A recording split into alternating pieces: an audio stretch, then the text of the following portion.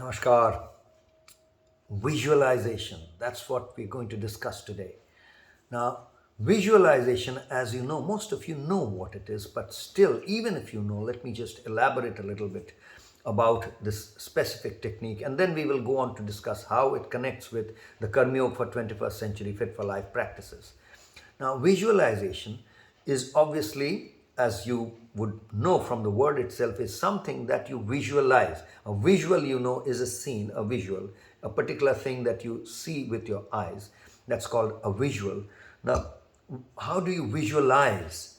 Because something that you are seeing is not in your control. You are really, whatever is around you is what you are seeing. You cannot just change something that is happening outside, right? Unless you are projecting some visual there, some screen or whatever. But otherwise, our eyes are really just recording, documenting, or seeing or capturing exactly whatever may be happening outside, out there. Now, that's a type of scene capture and understanding, analyzing, and all that happens all the time. But when we say that's the capturing of a visual that is happening outside, but what is what exactly do we mean by visualizing is not exactly capturing that is happening outside, out there, but using our mental faculties to actually create a new visual where within the mind itself. So it is almost as if there is a screen in the mind, or there is a whole world within the mind itself. Within, there's whole another mental world, and within that world we are creating that world, and that is what we call visualization. When we create a mental world with all the stuff in it, just like the real world, that is visualization. Now, in visualization, just like our other senses, we have other senses like touch and feel and smell and oral senses and taste and all that. So we can, it's all also the visualization, the term is expanded, sometimes extrapolated, and you can include an audio input, a taste input, that's an oral input, or a taste input, or a nasal or smell input, or really a touch and feel input in your visualization. In a scene that you're visualizing, you can actually bring all of those senses in also. But fundamentally, visualization is about creating a kind of a scene without the real scene, but within, in your mental world, something that is akin to what you would see if you had your eyes open. But now you don't have your eyes open. Your eyes are closed, but in your mind, you're creating just the same kind of world that you're used to seeing with your eyes open. Now, now I explained all this, but for all of you might say, oh, that's obvious. Visual. Why are you explaining? We know what visualization is, but it's interesting to really dissect and go into the anatomy of stuff that is very obvious to us, because we have been visualizing for ages. Each one of us, each one of you have been visualizing, but to really dissect that whole thing, how do we do it? And then now it becomes very important, because that's what we're going to practice. We're going to use this technique, visualization technique, as part of our daily practice. Because as you know, Karma Yoga for 21st century, the Fit for Life program, is a sadhana paddhati. It's a method, it's a process for cultivating a daily practice, a daily routine, a practice routine which will help us imbue, which will help us imbibe, which will help us understand the integration of the good, the true, and the beautiful, and then help us become an expression of the good and true and the beautiful integrated. Now, we say this all the time, and we say that it's an exercise which involves and engages tanda prana mana chitta, or the physical, the energetic, the mental, and the spiritual dimensions of our being. Now, of course, this is all connected, as we've said earlier, with our individual entity and the other aspect where we are part of a collective group, social being, and all that. Now, all of that comes into play within this sadhana paddhati, or this process. But there's also, within this practice, we need to go into the nitty-gritty details. Now, visualization is a technique that we use as part of this detailing. Now, let me give you an example, and that's how you would understand. the what are the six core practices of Karma Yoga for 21st Century Fit for Life program? Well, we know that we've discussed it many times. Maybe the last few weeks we've specifically on each day's satsang we are not talking about it. So you might have forgotten. If that has happened, that's not good. You need to absolutely ingrain these six practices in your mind. Let me revise them for you, review them for you. The first one is Somno Magic or Yoga Nidra. The second, as you know, is PraanLeela Upaasona. Third is Stamiflex Arati. Fourth is Shakti Stretch Aradhana. Fifth is Meditation. And sixth is Levo Sin. So out of these, let's take the example of, and in each of these actually, visualization is a very effective technique that we utilize in order to bring control over our mind, because this is all an engagement process by which we are trying to get in control of our tan, pran, man, chit, our physical, energetic, mental and spiritual dimensions.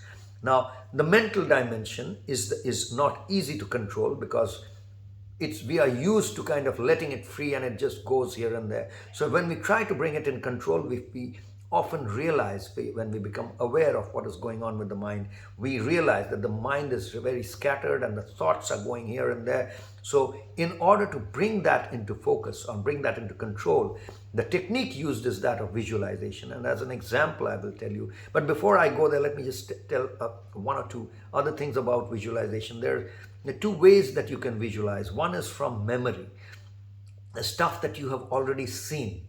And stuff that you have already seen, any scene or any act or anything or any person. It could be a beautiful flower, or it could be a nice scenery, a seashore or hills and mountains. It could be a particular beautiful flower or a beautiful angel looking child, a child who looks like an angel, a beautiful and handsome a woman or a man.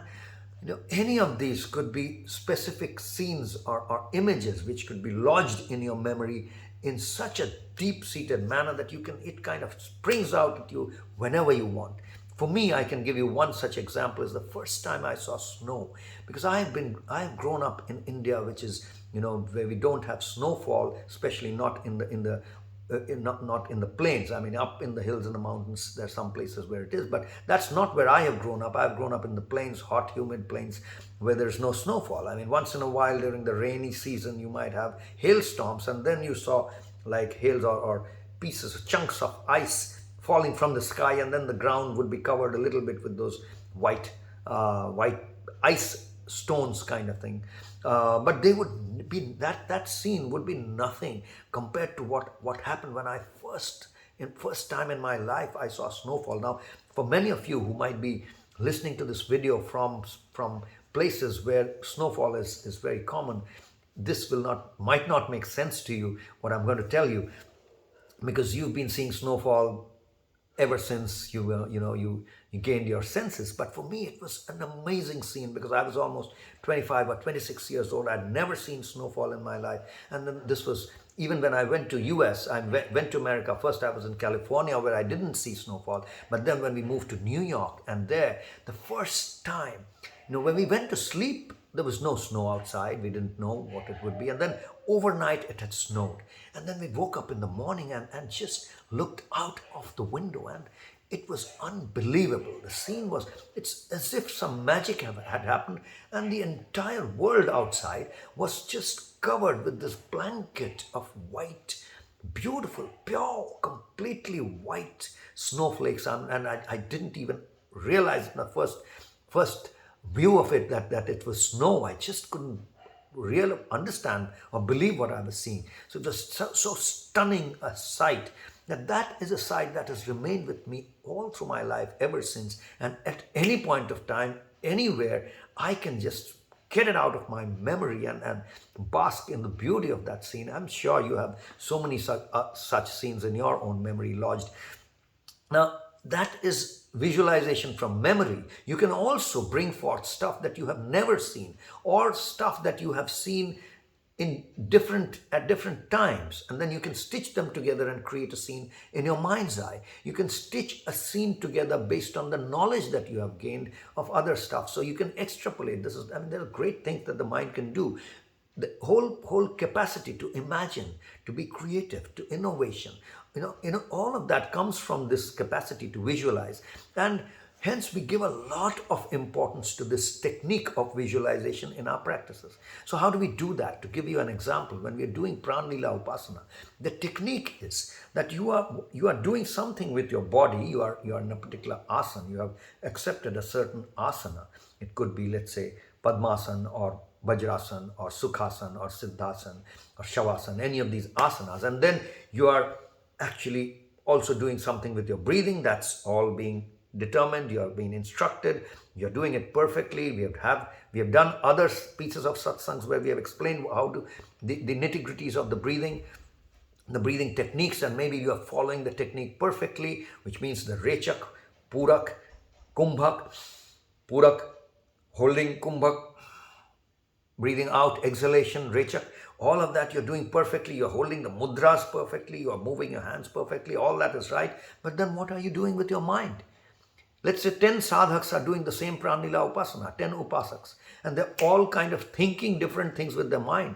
Can you say they're doing the same thing? Of course not. And hence the results will be different. The sadhana will be different for everyone. Hence there is an injunction about what to do with your mind. So for example, when we are doing Kapalbhati or Kapalbhati, whatever you want to call it, it's referred to by different names.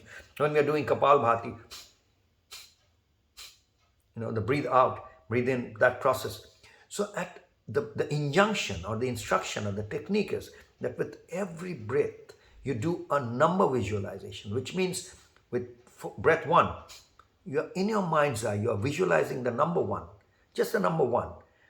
In whichever language you are comfortable, if you're speaking a different language, then but if you are comfortable with English, then you're doing 1, 2, 3. With the third breath, you are just visualizing. You are bringing forth. It can be any font, anything. It could be, you just imagine, it could be on a screen, it could be on a piece of paper, but you are visualizing that scene of the number 3 and then letting it melt away, dissolve into nothing. And then again, 4, nothing. The number 5, nothing. So that's a technique of dharana. In Ashtanga Yoga, we say yam, niyam, asan, pranayam, pratyahar, dharana, dhyan, samadhi. I have explained this earlier. I will keep doing that again, because the entire Karma Yoga for 21st Century Fit for Life program draws a lot from Ashtanga Yoga. So this is the step of dharana. Dharana means you are fixing your mind, you're tying your mind. It's called dharan karna. So tying your mind, you're holding. Dharan means to hold. So you're letting your mind hold on to something so that it doesn't go here and there. So what are you holding on to here? You're holding on to numbers, specific, the digits. So those digits you are holding on to, 1, 2, 3. And then if you're aware, if you're exercising your consciousness, you're aware, then you will know, oh, I was thinking something else when I was supposed to visualize 4. Oh, so I missed 4. Then you can come back to 4. So that's how you do this. It's connected with other processes of meditation. So it's anyways a meditative process, as you know very well.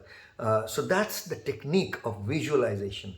I will mention the other kind of visualizations that we bring in when we are doing as we are in the different parts of this whole technique. And as you do this for years, and this I can tell you from personal experience and from others who have done this kind of, not this or any other kind of deep meditative practices, you can tell that this actually brings in the capacity to do wonders, do amazing things with your mind, because once you have control of your mind, that is when you can focus and really harness the power of the mind. So it's very important, as you're doing PraanLeela Upasana, you utilize the technique of visualization. That's all for today, my friends. Take it easy and take care. Namaskar.